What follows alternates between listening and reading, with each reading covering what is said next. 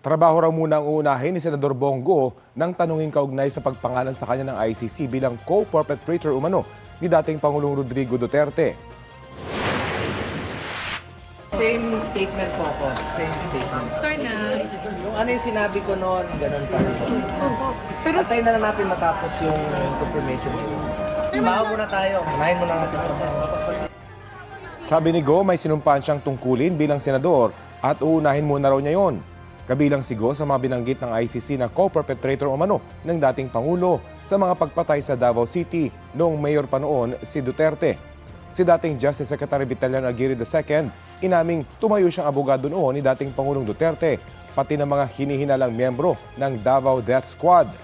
Pero hindi raw siya nasangkot sa extrajudicial killings.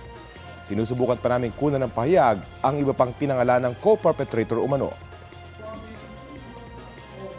Kahapon, tinalakay sa plenaryo ng Senado ang inihayang resolusyon ng Senate Minority kaugnay sa pagprotekta sa mga Pilipino laban sa anilang extraordinary rendition. Binanggit sa resolusyon ang pag-aresto o anilay pagsuko kay dating Pangulong Duterte noong March 2025 nang hindi man lang ito idinudulog sa judicial system ng Pilipinas.